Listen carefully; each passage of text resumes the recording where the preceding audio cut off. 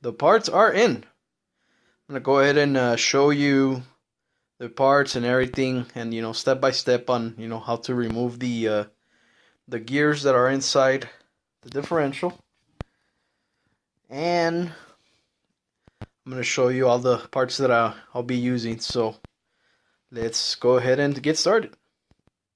So here I have my, this is pretty much my toolbox, if I should say. This is a KYOSHO tool set that I have. I also have a Integy set, but I do have that on my car. But since this little build that I'm gonna do, it's not that complicated.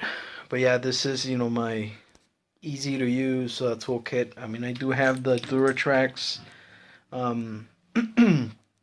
screwdrivers and whatnot, hexes and all that.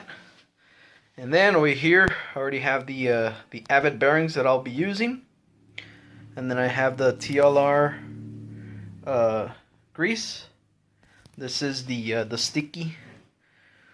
They call it the 8cc sticky grease. That I'll be applying to the gears. And then I do have a little magnet. These magnet thingy-majiggers, for the screws, so I won't lose them. And lastly, so yeah, remember the parts were ordered from Japan, and let me pull it out here. There it is. You saw my previous video. It's OL009. So, just like Fast and the Furious, these parts were overnighted from Japan. Hobby Japan. Wa hayami cho cho shashana. Yeah, alright, so the first step that we're going to do is remove the tires, like so.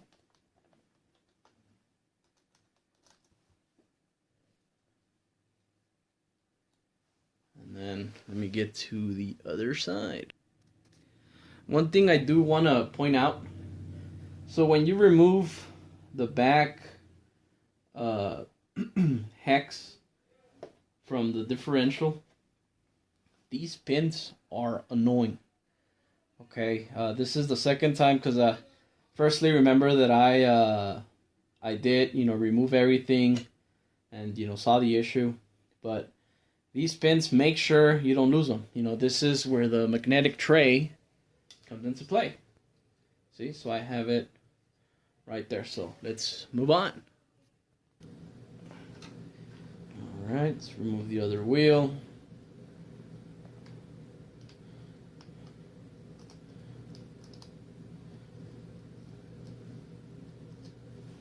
Put the nut on the magnetic tray. Hex came out, and then make sure you remove this pin, because why? It's so easy to lose. So I'm just gonna put it there in the magnetic tray. So on to the next step.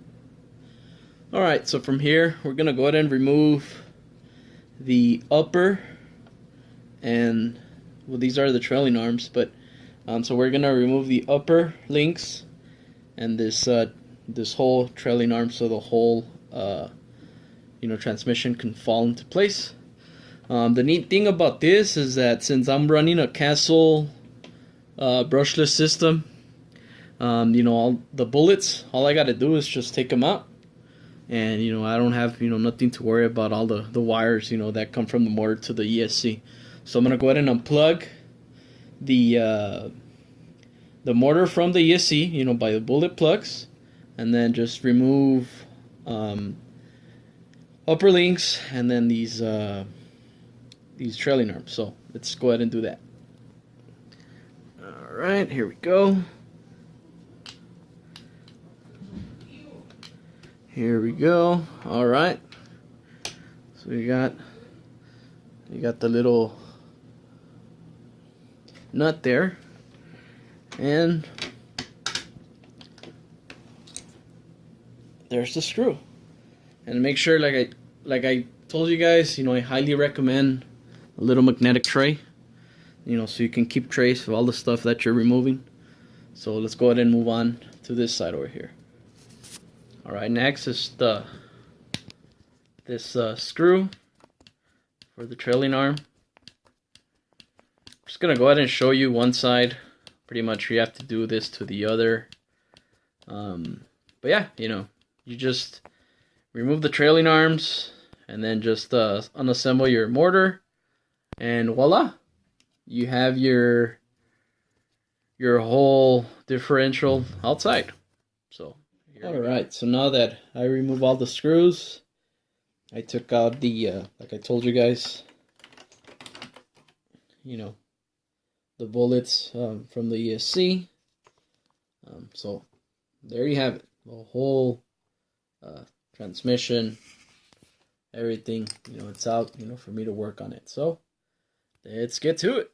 All right, so after removing the differential, what I have to do next, just remove these 4 screws, and it will allow me, to get into, the different screws that are in there. So okay, so up next, what I would like to suggest is just remove this cap. And actually I did, when you assemble this kit, you do put this little cover, and this is pretty much the little cover for the slipper clutch.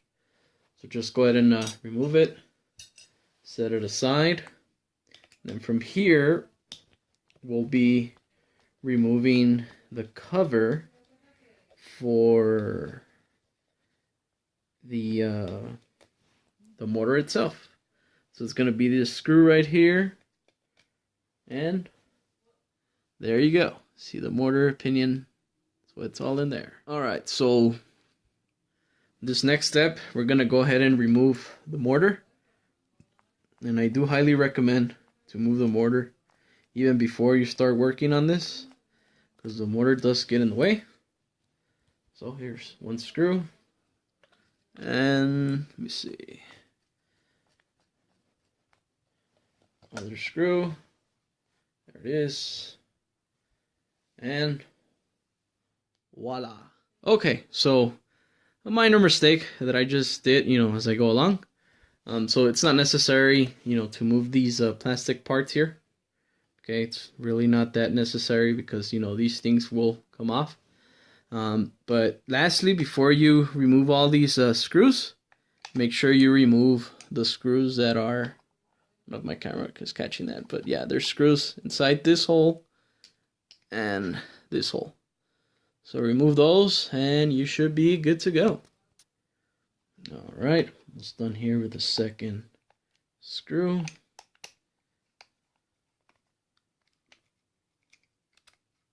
Come on. Come on. Well, just leave it in there. Just pull it out. There you go. Okay. And there you have it. So pretty much just pull on it. And so yeah. So here's my gear. Okay. This gear, come on. Come on. So this gear, it didn't really get ruined much, but the way I feel these bearings, these gears were getting stressed because these bearings were, practically they were giving out. And as you can see, these bearings don't have any rubber seals on them. I know it has, that metal seal on there, but in my opinion, it's better to have the rubber seals. So let me remove these. Well, I'll do that a bit. And this is the one that really got stripped. This one, is practically eaten. So yeah, once again, these bearings will be changed out, and yeah, I mean, as you can see, these bearings are from Avid. These are high quality bearings. They're the rubber seals. Difference is, so what's the difference between a rubber seal and a regular bearing? So the rubber seal, obviously, it helps for the debris, to be in the bearing, and it helps it, to last longer. That's technically why, the rubber seal is there for, but yeah, I mean, for me not to have this issue anymore, I just decided to go with Abbott. If you haven't checked out Abbott, I have, the bearings that I need. I already have them here. So if you haven't checked out Abbott, go ahead and do so. And I do highly recommend these bearings. All right. So here's something that caught my attention. So I remove the spring, the washer, and the nut, for the slipper clutch. And as I'm pulling, I'm realizing that, it doesn't want to come out. So I do see that there's screws inside here. I don't know if my camera's catching that. But yeah, so you remove these two screws. See if I can move them out here.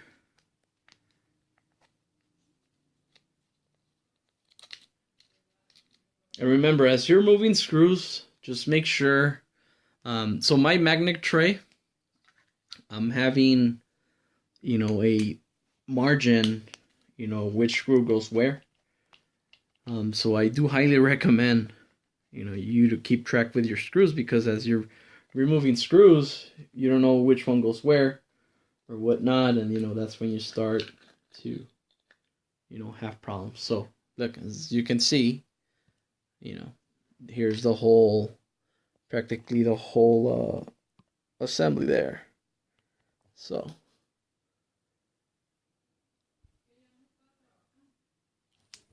whoa, and yeah, so the screw fell out. So all you got to do now here is, if I'm not mistaken, you got to remove this pin out. Somehow it's not letting me. Oh, okay, so it's grabbed. So this thing is grabbed by an E-clip. I don't know if my camera can actually get that. Come on. There you go. So yeah, so see the E-clip? I mean, I know there's people out there that hate E-clips, and I'm one of them. So let me see if I can remove this off camera. I don't think you guys want to hear me cussing and everything and whatnot. So, oh man, how I hate E-clips. But there it is. Okay, so I'm going to go ahead and get started with the differential. I'm going to go ahead and replace this piece. And we're going to go ahead and see, the gears that are inside here. So let's go ahead and get to work. Okay, so I had to go based on the manual because I was having issues, getting this gear out. So pretty much what you do is you remove this gear. And by the way, the inside of these differentials, obviously, I mean, they're not positive differentials. So inside, come on. These are metal gears, so that's pretty much what's in there. So I went ahead and I removed this. I'm going to go ahead and take out this pin, the washer, and then that rubber seal. So I can, remove this piece. And then same thing, with this part over here too. So inside the differential, it was well greased. I'm not going to say that it wasn't. But as soon as I, put the new hardware in there, all the new gears, I'm going to go ahead and grease it up. So here we go. All right, so pretty much everything's already in place. Another pointer that I want to give you guys. So apparently this is a gasket. Okay, so the previous part, the original part that comes with the differential, yeah, it's easy to remove. Just go ahead and gently just uh, remove it from the old part and just put onto the new one, and there you go. So I'm about to marry, this gear. So before I do that, remember I told you guys TLR grease. So here we go. Put plenty of TLR grease in there. All right.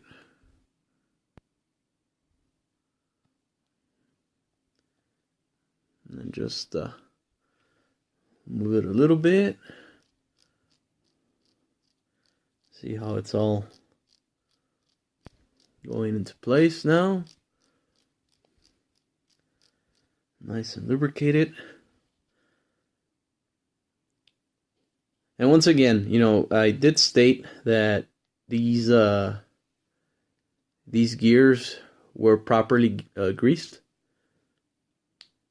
So the problem wasn't inside, the inner gears. Once again, my theory was that debris got in there, and then the bearing starting to fail, and that's when we started to see issues.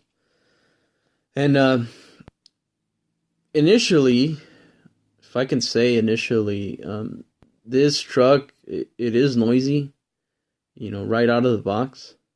I mean, it does, this wing, kind of deal.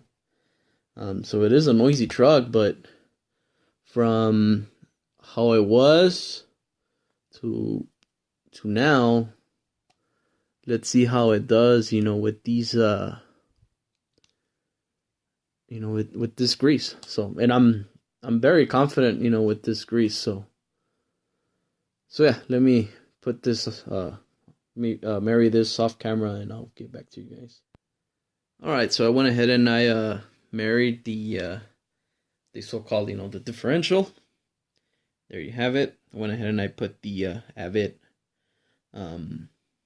rubber sealed bearings on here, so this is good to go. And I also went ahead and I redid the whole gear assembly, for the spur gear. So I did forget, and actually I'm gonna tell you this. So I did forget to put the E-clip that was on here. So I had to. I went ahead and I had to re-look at the manual and work from there. But apparently it's all in there. And once again, like I said, rubber bearings in here. So yeah. So from here, I'm gonna go ahead and put the transmission in here, the whole gear and whatnot. I'm gonna grease it. I don't know if my camera's catching that. I'm gonna re-grease everything and put everything apart. So here we go. All right, so let's do the magic. All right.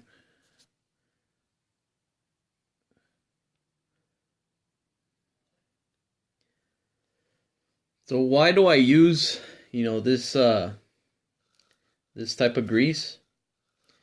The reason why I use it is because, of course, I mean, I've had, these types of issues before. And as you can see, look, this grease sticks. And ever since, man, I've been a huge fan of this grease. So yeah, I'm gonna go ahead and lubricate this very, very well, and I'm just gonna, once I'm done with this lubrication, I'll go ahead and marry the whole part, and it will go onto the truck. I just wanted to show you guys you know, how well lubricated this is. If we have any issues in the future, you know. But yeah, there you have it. That's as much grease as if I can put in there. I highly don't recommend you guys to put a lot. Reason being, because if you start saturating your gears, most likely, since, you know, I've had issues, you know, with this transmission case to a point where, you know, debris is getting in there. If sand does catch onto the, you know, the grease and all that, you know, that's when you start stripping gears and whatnot. But what I did here is, like I told you guys in the beginning, you know, these rubber bearings and everything else, you know, should be a little bit more effective, and it should work, you know, a lot better. So there you have it, ladies and gentlemen. So yeah, now let's marry this bad boy. All right. So now that the assembly is complete, pretty much I went ahead and I already put the skid plate back on. This is the cover for the pinion.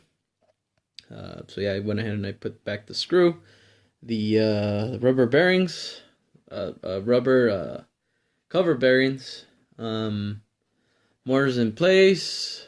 So yeah. All right, ladies and gentlemen. So the assembly is done. So we're gonna go ahead and give it a little bit of throttle, and there you go. No more noise. Another tip that I can, you know, give you guys, the way to break in, you know, to my knowledge, the way to break in a differential, or, you know, a transmission, or anything that has to do with a non-positive differential, you know, that has inner gears. This is another way to break in a differential. So yeah, bear with me here. Okay, so what you need to do is, you know, just give it a little bit of throttle here and there, and then what you do is you hold one tire from one end, and then you accelerate. And what you're doing there is pretty much you're spreading the grease inside, you know, those metal gears that I showed you earlier. What we're doing there is, you know, we're spreading all the grease, you know, throughout those metal gears. Okay, so of course, you know, right now we're working on the left side. Now let's go ahead and do the right side. All right, so let's go ahead and do the right side.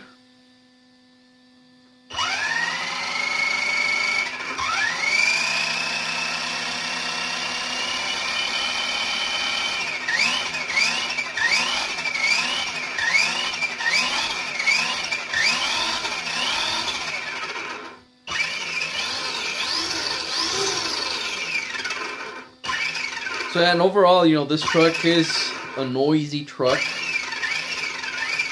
You know, I mean, that's something that we just can't deal with. That's just, you know, a manufactured thing. But I will say, you know, this thing sounds like new. You know, it operates like it should. And, you know, it's back to, you know, how it needs to be.